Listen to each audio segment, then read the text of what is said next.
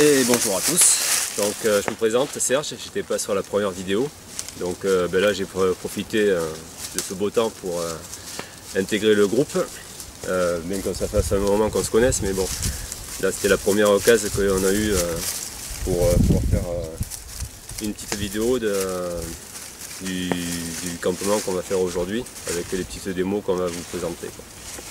Bon, bienvenue Sergio dans l'équipe Bushcraft Périgord, la Costra 9912. Bon, moi c'est Nico, vous me reconnaissez. Et bonjour à tous. Julien, pareil, on s'est vu sur la première vidéo. Donc, comme le disait Serge, aujourd'hui, petite conception d'un abri entièrement naturel, du lien jusqu'à la toiture. Et ensuite, on essaiera de vous faire un petit tuto vraiment minimaliste sur l'utilisation de la boussole avec sa présentation. Alors Serge, tu es en train de récupérer de l'écorce tendre de branchouille de manière à faire donc les liens, petits liens qui permettront d'assurer la liaison entre les branches porteuses et puis les branches qui feront office de toit pour l'abri. Donc je vois que tu es venu aussi avec ton couteau aujourd'hui de Muela espagnol. Petite présentation peut-être Serge. Alors c'est le Muela Mirage 9200 si j'ai bonne mémoire. Ok. C'est un bon couteau, il est très résistant, relativement lourd. Ouais. Il est, alors j'ai pas mesuré mais je crois que ça doit faire pas loin de 6 mm d'épaisseur. Ah oui, quand même très conséquent. Ouais. Et moi je l'aime bien parce qu'il est lourd en fait. Après au niveau du tranchant, le fil serait à refaire parce qu'en fait le tranchant est pas terrible quoi. Mais après ouais, c'est un couteau que ça fait, je crois que ça va faire 7 ou 8 ans que je l'ai. Donc ouais, clairement il fait le travail quoi. Bien conservé quand même, pour 7 ans. Ouais, poignée grip en plus, poignée antidérapante en caoutchouc. Caoutchouc, d'accord. Et enfin voilà, même au niveau de l'oxydation et tout, j'ai rien à dire, hein. Il a jamais piqué. Enfin, après je l'entretiens plus ou moins quand même. Ah, voilà, bon. tu huiles la lame ou alors moi je la graisse. Ah voilà. Je mets un fil de graisse dessus quand je l'utilise pas Alors, pendant un moment. dans l'idée pour notre abri naturel, on est parti donc sur un arbre couché. Voilà. Donc là pour le coup on va utiliser ce qui fera office de poutre centrale au niveau de l'arbre. À ce niveau là on va commencer à construire l'ossature. Donc au niveau des liens que Serge était en train de couper, voilà, aujourd'hui pour le coup il y a bien le soleil, voilà. Donc avec l'écorce ça permet d'avoir des liens souples, à la fois costauds et entièrement naturels. Voilà, donc au niveau de l'ossature, on va faire des liens tout le long, au niveau de la hauteur et de la largeur. Et pour la finition, là Nico est en train de, entre guillemets, d'épecer de l'écorce, histoire de faire des tuiles. Voilà. Donc il y a de la mousse naturelle sur l'écorce, ça permet, au cas où le temps viendrait à la pluie, la mousse conserve l'eau, ça évite des infiltrations. Puis c'est entièrement naturel. L'arbre est mort, on se gêne pas, hein. On récupère tout ce que nous propose l'arbre. Ça lui fera pas de mal si on lui enlève son écorce. Voilà, donc petit atelier au niveau des liens de nouveau. Et petit atelier aussi sur la tuile naturelle. Ah, Nico, tu es venu avec ton Smith & Wesson. Donc le Kukri Smith & Wesson, couteau tibétain de l'armée tibétaine, des Gourkhas. Donc la lame a un seul tenant. Bon, c'est pas de l'acier carbone, hein, c'est pas comme le Mora, mais d'un seul tenant, hein, c'est-à-dire que même la poignée passe dans le manche. Ouais, lame fixe. Et mais c'est l'affûtage d'origine, hein, donc ça va pour enlever de la mousse, hein. Mais après il faudra peut-être casser l'angle, hein, pour là c'est voilà, toujours ce souci, ce problème de couteau, de machette, enfin de tout ce qui est coupe industrielle. Bon ben évidemment l'affûtage c'est toujours un souci quoi. C'est affûté pour dire que c'est affûté quoi. Mais bon pour le moment tu fais ton travail assez facilement. Ça permet de débiter, ouais. Ça débite. Ok, bon après pour le feu, ben, aujourd'hui aucun problème. On l'a allumé très rapidement, donc toujours avec l'écorce magique du boulot. Bon ben évidemment on a bâtonné un petit peu, on a débité, bon ça tout le monde commence à connaître. Alors là aujourd'hui on va essayer de faire un bon tapis de braise. On a amené un bon poulet avec des cèpes, des girolles et des trompettes de la mort. Et de la patate. Et de la patate en Et des abus. larves. Et pour la larve, nature minimaliste. Bon mais aujourd'hui Luigi, tu peux te faire plaisir. il y a pour le moment dans l'écorce il n'y a rien d'agréable là. Donc si on en trouve une, eh ben, écoute, petite dédicace, j'en troquerai une. Et voilà la protéine naturelle. Décidément cet arbre nous offre le logis, le gîte, il manque plus qu'à boire. Le gîte et le couvert. Ouais. Oh, on va essayer d'en croquer une, on verra bien. Hein. C'est pas la première fois qu'on mangera un insecte. Pour moi ça sera cuit. Hein. Ouais voilà, je crois que je la grillerai aussi. Oh quel dommage. Oh les protéines seront toujours là hein.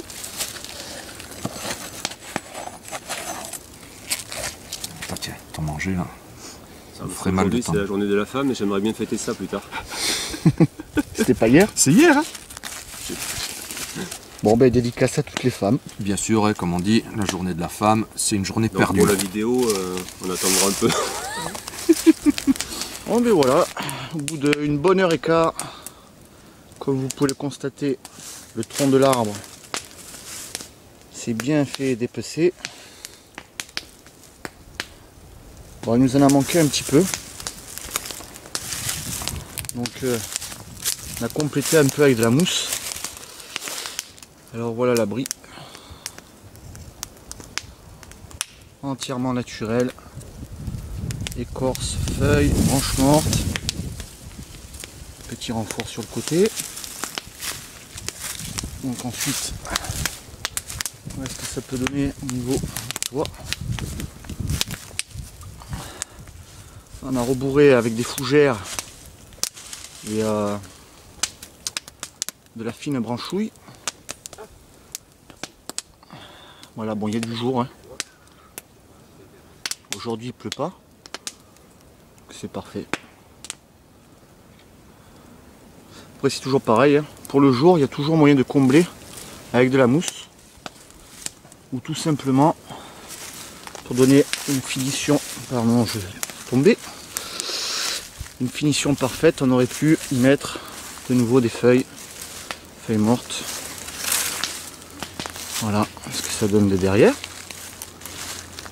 Avec les écorces de l'arbre.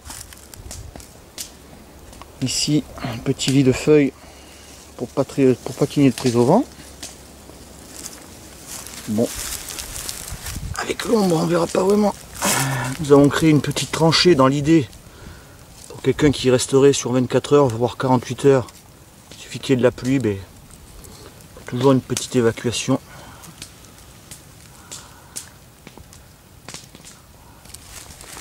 Voilà, dans l'idée, abri 100% naturel. On a utilisé entièrement ce que nous proposait la forêt. Un arbre couché, des écorces pour former une toiture et un complément pour couper l'air avec des feuilles mortes et de la fougère morte. Alors, comme vous avez dit sur la vidéo précédente, sur chaque vidéo on essaiera à chaque fois de vous montrer un nouvel abri. Le prochain coup je pense qu'on essaiera de le faire avec de la bâche. Un montage un peu spécial, un peu particulier qui est vachement intéressant. Ah bon ben là le feu est en place, correct. Ça va bien prendre pour faire un bon lit de braise. Alors ici ça va être un peu long. Quelques cèpes. Bon, décongelés évidemment, c'est pas la saison des cèpes. Cèpes, girolles et trompettes de la mort. À la vôtre les gars, santé. Merci, à la vôtre. Et à la tienne. Plus à toi avec le vent, comme ça la fumée rentre dedans, il n'y a pas de moustiques. Ouais. Bon après au mois de mars les moustiques. Ouais.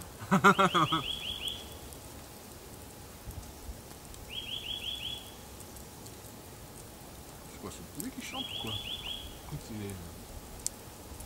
On voit, c'est sèche. On voit. Il va cuire. C'est pas bien la Tintin? Ben, c'est ce que je me disais. Ça change des terrains réglementaires. Hein. Voilà, le repas de midi en train d'évoluer. Donc la petite poêlée, le champignon, tout se passe bien. Le poulet cuit tout doucement avec sa graisse dans les champignons. Les petites patates à Sergio. Et vive le sud-ouest, oui. Voilà. Donc tout le monde est bien installé, tranquille. Ben, finalement cet abri est On y est très bien dessous. parfait. Hein. On n'a pas de vent, on n'a rien. Donc pour le coup, ben, c'est nickel. Je vais même taper la sieste, tu vois. Un bon repas qui s'annonce une fois de plus. Je crois que ça va toller.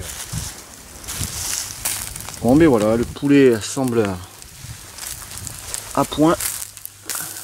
La petite poêlée de champignons avec de l'ail, du persil, c'est prêt. Et toujours les petites pommes de terre de Sergio. Ils doivent être prêtes. Se prostituer pour avoir. Voilà. Ice qui est alors, évidemment nous allons prêt voir la boussole. Donc celle-ci, c'est un produit de chez Decathlon, Quechua. Donc bon, petite description. Alors ici, c'est le plateau. Là, vous avez le boîtier rotatif avec la bague rotative. À l'intérieur, le fond de boîtier, l'aiguille magnétique qui indique le nord magnétique. Ensuite ici, vous avez donc une échelle, le 1,50 millième. Je ne sais pas si vous voyez bien, on voit pas très bien. De l'autre côté, vous avez la même chose au 1,25 millième. Ici, une petite règle en centimètres, là en l'occurrence 5 cm. La loupe et un point de direction, phosphorescent en l'occurrence. Voilà, là j'ai apporté une petite modification, parce que les produits de Decathlon normalement ils ont un passe en coup. Donc moi le passe en coup j'en ai vraiment pas besoin. Par contre la petite cordelette de nylon, je m'en sers pour prendre des repères pour mes azimuts. On va vous faire une petite démonstration là. Donc du coup ben, j'ai rajouté cette petite cordelette. Alors il existe plein de marques. Pour moi la meilleure marque c'est la marque Silva. Donc je l'ai prêté à quelqu'un et puis depuis ben, ça a dû être un prêt à long terme. Donc pas de retour. Alors dernièrement j'en avais besoin, donc j'en ai acheté une pour 12 €.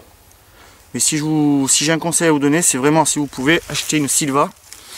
Bon c'est une vingtaine d'euros mais elles sont un peu plus complètes au niveau des échelles. Et elles sont vraiment de très très grande qualité. Ben, Serge va vous présenter la sienne. Donc la Silva, c'est une boussole, il n'y a rien de particulier de plus que celle qui a été présentée précédemment, si ce n'est que pour la direction, vous avez cette petite flèche qui permet d'être peut-être un petit peu plus précis au niveau de la direction à prendre, quoi. Et ensuite au niveau du boîtier, même chose, la gradation est légèrement plus grosse pour une lecture peut-être plus facile, notamment quand il n'y a pas beaucoup de lumière, quoi. Alors un petit point sur les échelles. Donc l'échelle au 1,50 millième.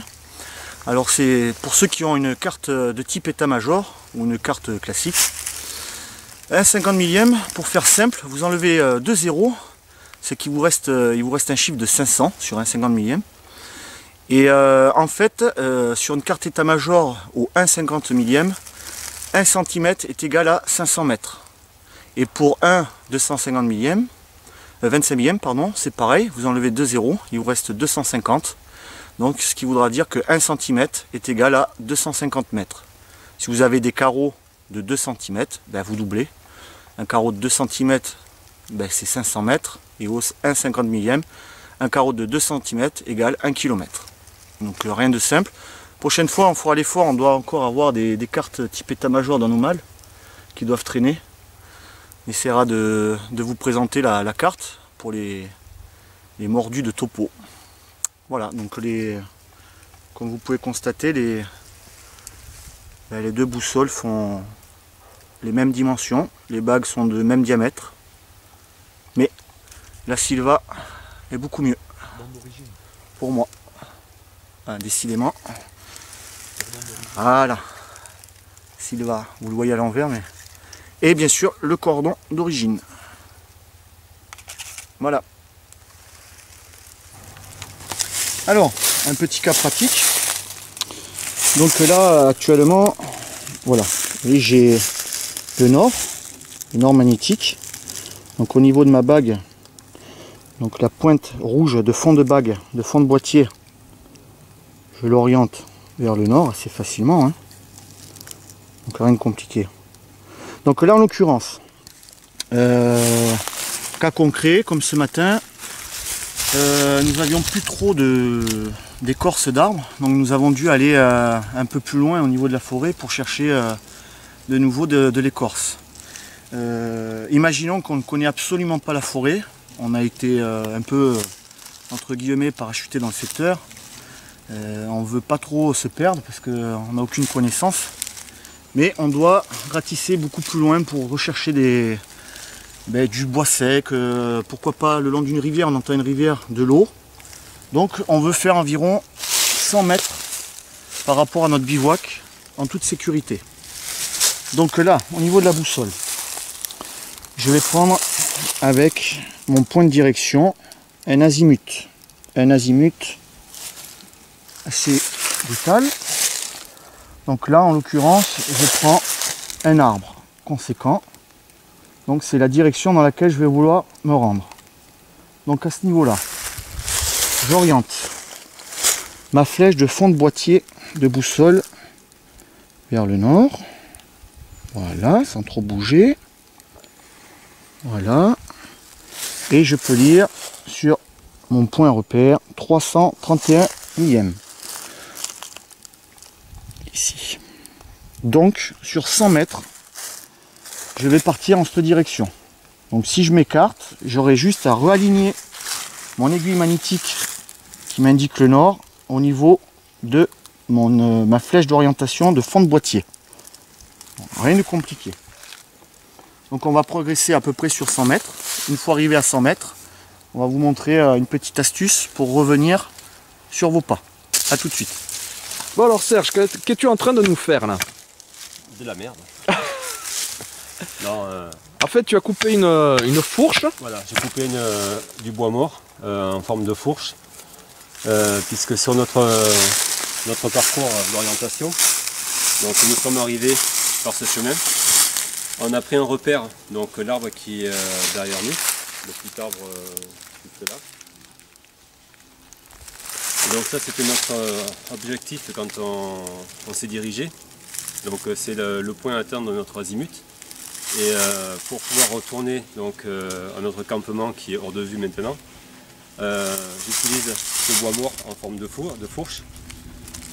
L'angle de la fourche étant dans la direction du camp.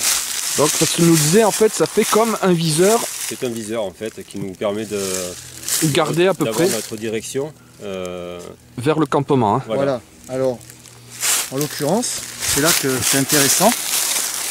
Donc moi je n'ai touché absolument rien au niveau de la boussole. Donc là pour repartir ça va être simple. J'oriente ma cordelette. Hop là, pas évident, clac.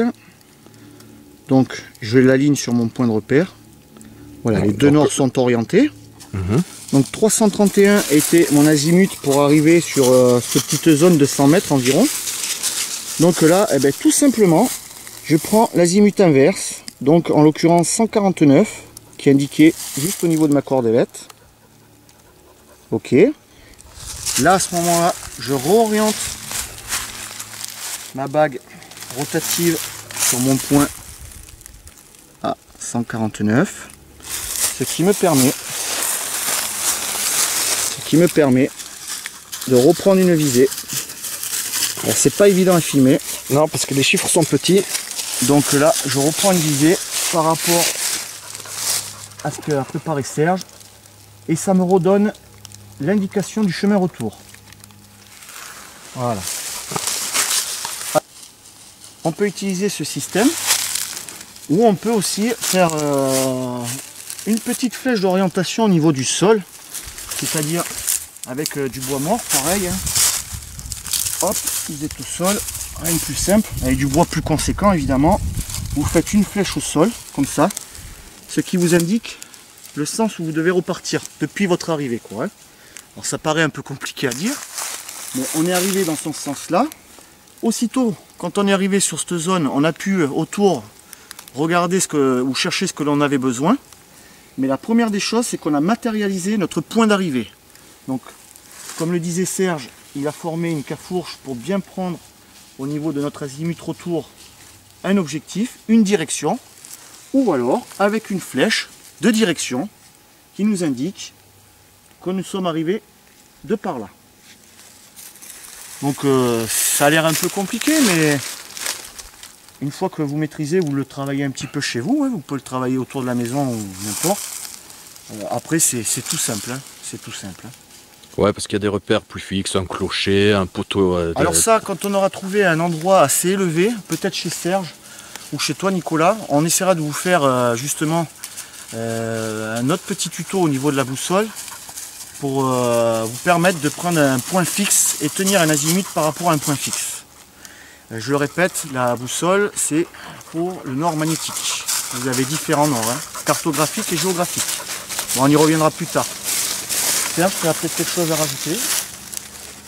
Oui, dans le cas où vous êtes trouvé, c'est-à-dire que vous êtes planté, là vous faites comme nous, venez avec un chien à l'heure de la gamelle, on retrouvera le temps. On retrouvera la bonne route, ouais. Voici un dernier petit point essentiel par rapport à la boussole. Attention, utilisez votre boussole toujours dans un espace assez libre, sans contact avec de la ferraille, enfin des métaux, quoi. Hein. Là c'est pas bon, quoi. Hein. Et encore, si voilà. Ça travaille, on le voit. Vous voyez, l'aiguille du nord magnétique est attirée par la hache, la hachette. Voilà. Donc attention à vos ceinturons, enfin vos boucles de ceinture. Attention à un bracelet de montre métallique. Et tout simplement, attention à si vous avez sur vous, dans votre sac à dos, quelque chose de métallique ou ferreux assez lourd. Voilà, sinon, ben... Si tu as une broche, t'es perdu. Ah, une broche dans le bras, ça ne fait pas. Quoi. Et encore, c'est du titane, peut-être que...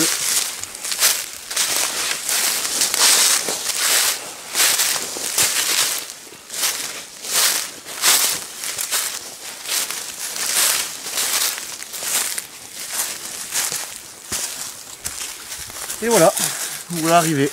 Donc, bon, mais rien de plus à rajouter. C'est vraiment très court hein, comme explication. Hein. N'hésitez pas à acheter une petite boussole hein, quand vous devez partir avec une petite carte locale du secteur où vous allez un peu crapahuter. Et puis, bon, il doit y avoir des tutos vachement intéressants, je pense, sur YouTube, hein, bien approfondis. Et la boussole, c'est vraiment simple. Pour l'utilisation que vous avez à faire aux alentours de votre bivouac, quoi, quand vraiment vous ne connaissez pas les lieux. Hein. Voilà, en espérant que c'était simple et que vous ayez compris. Bon, et bien la journée se termine. Donc, bon, mais ça a été encore un bon moment dans la nature, dans la verte, bière verte.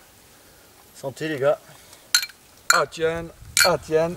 Attention à l'abus d'alcool évidemment, pour les plus jeunes qui nous regardent. Hein. Sinon vous faites sans caille. Hein. Ouais, enfin je vous le déconseille quand même. Et puis ben, voilà, aujourd'hui donc ça a été un petit abri 100% naturel, du lien jusqu'au toit, avec un support d'arbre couché. Petit tuto rapide sur votre boussole, par rapport à la présentation de la boussole. Une très bonne grillade. Un bon Clairement. poulet, Un ouais. bon poulet, des bons champignons, des bonnes patates. Pommes de terre Patates à Sergio. bien valables. Et puis voilà quoi. Serge, un petit mot. Petit mot. Un petit mot. Non, mais ouais. Profitez, ouais. Faites comme nous, essayez d'en profiter un maximum dès que le temps le permet, comme là, c'est super agréable. Et puis ça permet quand même de souffler, de se ressourcer un petit peu, quoi.